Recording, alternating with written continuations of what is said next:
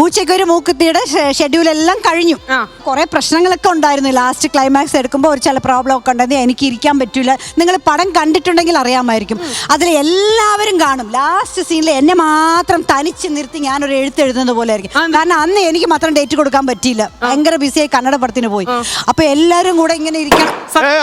സത്യമാണത്. അപ്പൊ അവിടെ അപ്പോഴൊന്നുമില്ല. ഞാൻ എന്നിട്ട് എന്റെ അടുത്ത് സുരേഷ് ഏട്ടൻ ചോദിച്ചു, നിനക്ക് ഏതാ സ്വീറ്റ് ഏറ്റവും ഇഷ്ടം എന്ന് ചോദിച്ചു. അപ്പൊ ഞാൻ പറഞ്ഞു എനിക്ക് സോൻ പപ്പടി ഭയങ്കര ഇഷ്ടമാണ്. പുള്ളി പഴയ ആളാ, പുള്ളിക്ക് അതൊന്നും അറിയാൻ പാടില്ല. സോൻ പപ്പടി അറിയാമെങ്കിൽ എന്നെ പ്രേമിച്ചാൽ മതി, അല്ലെങ്കിൽ വേണ്ട. എന്നിട്ട് ഞാൻ അരോമ മണി സാറിന്റെ പടത്തിന് വേണ്ടിയിട്ട് അടുത്ത പടം ഷൂട്ടിങ്ങിന് തിരുവനന്തപുരത്ത് വരികയാണ്. അവിടെ ഷൂട്ടിങ്ങിന് ഞാൻ അവിടെ വരുമ്പം എനിക്ക് പ്രൊഡക്ഷൻ കാറിന് പകരം സുരേഷ് ഏട്ടനാണ് ഇവിടെ വന്ന് ഇങ്ങനെ ഇരിക്കുന്നത് കാറിൽ. ഞാൻ പറഞ്ഞു എന്റെ അരോമ ക്യാബ് എവിടെ? അത് ഞാൻ പോവാൻ പറഞ്ഞു, നീ ഇതിൽ കയറിയാ മതി. അടിപൊളി. അപ്പൊ ഞാൻ ഇതിൽ കയറിയാ മതി എന്ന് പറഞ്ഞപ്പം ഞാൻ അങ്ങ് ഫ്രണ്ടിൽ കയറി. ഞാൻ ഈ ഫ്രണ്ടിൽ കയറിന്ന് വെച്ചാൽ നമ്മുടെ ചെന്നൈയിലൊക്കെ ടു ബി വെരി ഫ്രാങ്ക് ആര് വണ്ടി ഓടിച്ചാലും അറിയപ്പെടുന്നവരാണെങ്കിൽ ഫ്രണ്ടിലായിരിക്കും. അതൊരു റെസ്പെക്റ്റ് ആണ്. അപ്പൊ അങ്ങനെ ഞാൻ ഇരുന്നു. പുള്ളി വിചാരിച്ചു ഞാൻ ഓക്കെ ആണ്. ഞാൻ ഫ്രണ്ടിൽ ഒരു ഗ്രീൻ സിഗ്നൽ കിട്ടിയതായിട്ട് അദ്ദേഹം വിചാരിച്ചു. കുറ്റം പറയാൻ പറ്റില്ല, തിരുവനന്തപുരത്തൊക്കെ അങ്ങനെ. എന്നിട്ട് ഞാൻ ഫ്രണ്ടിലിരുന്നു നേരെ വണ്ടിക്ക്. പിന്നെ എപ്പോ കാണാം? ഞാൻ അരോമ മണി സാറിന്റെ ഷൂട്ടിംഗ് ആണ്, എനിക്ക് സംസാരിക്കണം. പിന്നെ സംസാരിക്കല്ല. അതിനെന്താ, ഞാൻ എപ്പോഴും അമൃത ഹോട്ടലിലാണ് താമസിക്കുന്നത്. ഇദ്ദേഹം എന്നെ കാണേണ്ട ഒരു കാര്യമില്ല. ഞാൻ വേറൊരു ഷൂട്ടിങ്ങിനാണ് വന്നിരിക്കുന്നത്. ചുമ്മാ എവിടെ അല്ല, ഞാൻ ഇവിടെ അപ്പുറത്ത് വന്നതാണ്, ഞാൻ ഇവിടെ അയാളെ കാണാൻ വന്നതാണ്, ഞാൻ ഇയാളെ കാണാൻ വന്നത്. അതില് ശങ്കരേട്ടനുണ്ട്. അപ്പൊ ശങ്കരനെ കാണാൻ വന്നു. അപ്പോഴേ ഒരു ഡൗട്ട് അടിച്ചോ ഏതോ ഒരുമാതിരി. അപ്പൊ ഞാൻ എന്നിട്ട് സുരേഷ് ഏട്ടന് ഏറ്റവും ഇത് ചാപ്പാട് ഭയങ്കര കുറ്റം പറയും. അതില് പരിപ്പില്ല, ഇതില് ഉപ്പില്ല. അപ്പൊ ഞാൻ ഒരു ദിവസം പറഞ്ഞു, എന്നാലും സുരേഷ് ഏട്ട എന്താ ഇങ്ങനെ ഫുഡിനോട് ഇത്രയും കുറ്റം പറയുന്നത്? നിങ്ങളെ കെട്ടാൻ പോകുന്ന പെണ്ണിന് ഭയങ്കര കഷ്ടമാണ്. ഒരു 2 മാസമെങ്കിലും നിങ്ങളുടെ അമ്മ എടുത്ത് കൊണ്ടുപോയി ട്രെയിനിങ് ഇരുത്തിയിട്ട് പിന്നെ കെട്ടിയാൽ മതി. It's very difficult for you. ഞാൻ അങ്ങനെ പറഞ്ഞു, to get a good wife എന്നൊക്കെ ഞാൻ പറയും. വേറൊരു ദിവസം ഇങ്ങനെ അവിടെ റെസ്റ്റോറൻറ്റിൽ വന്ന് കഴിക്കാൻ വന്നപ്പം ഞാനും സുരേഷ് ഏട്ടനും കൂടെ അമൃത ഹോട്ടലിൽ ലിഫ്റ്റിൽ ഇറങ്ങുമ്പം, ശരി എൻ്റെ അമ്മയടുത്ത് എപ്പോഴാണ് 2 മാസം ട്രെയിനിങ്ങിന് വരുന്നു എന്ന് ചോദിച്ചു. 2 മാസം എൻ്റെ അമ്മയടുത്ത് ട്രെയിനിങ്ങിന് എപ്പോഴാ വരുന്നെന്ന് ചോദിച്ചു. ഞാൻ കുറച്ചു നേരം അങ്ങനെ ഇരുന്നു, ഒരു ഉത്തരം പറഞ്ഞില്ല. പുള്ളി പറഞ്ഞു അല്ല, ഞാനിങ്ങനെ ഒരു ക്ലോസപ്പ് ഷോട്ടിൽ നിൽക്കുകയാണ്. സിനിമ ഒരു ക്ലോസപ്പ്. പുള്ളി ഇങ്ങനെ വരുന്നോ ചോദിച്ചു. ലിഫ്റ്റ് അപ്പോഴേക്കും ഓട്ടോമാറ്റിക്കായിട്ട് തുറന്നു. സിനിമ അങ്ങനെ പോയി.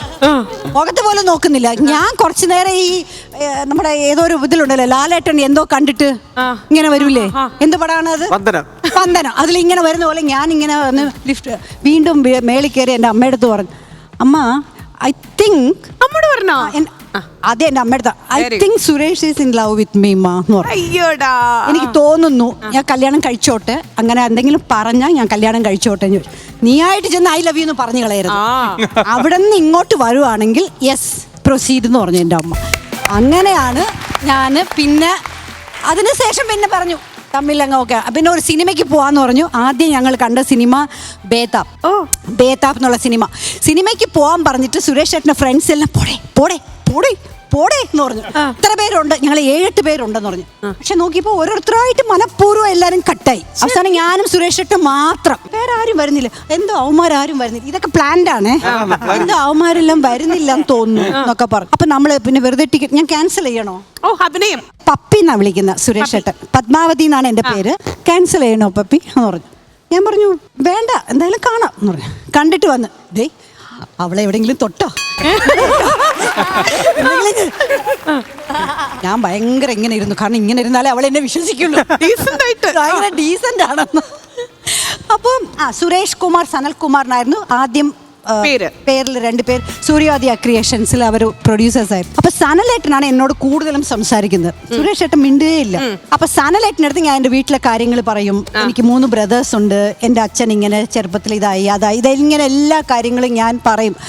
ഇതെല്ലാം ഞാൻ എന്തൊരു മണ്ടിയാണെന്ന് നോക്കണേ. ഒരു ദിവസം സുരേഷ് ഏട്ടൻ കൈ കാണിച്ച്, ഈ കയ്യട കുട്ടി ഈ കാണിച്ച്, എന്നിട്ട് 3 ബ്രദേഴ്സ് ആണല്ലേ?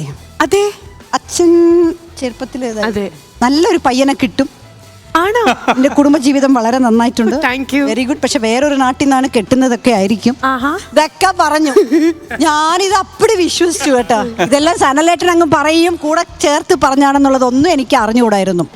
അങ്ങനെയാണ് ഞാൻ ഇങ്ങനെ വീണു പോയെന്ന് പറയണം. എന്തായാലും നമ്മുടെ സുരേഷ് ചേട്ടന് ഞങ്ങളൊരു ഫാൻസ് അസോസിയേഷൻ തുടങ്ങുന്നതിൽ കുഴപ്പമുണ്ടോ? വേണ്ട, കുടിക്കോ.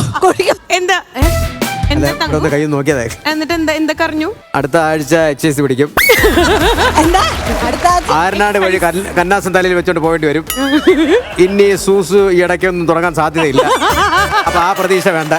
സീരിയല് കൂടി കൂട്ടത്തിൽ ആ കൈ കൂടെ ഒന്ന് നോക്കിയില്ലേ.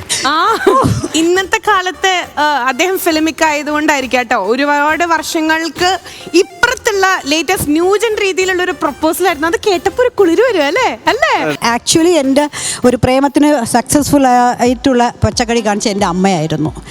എൻ്റെ അമ്മ ഭയങ്കര സപ്പോർട്ടായിരുന്നു. My mom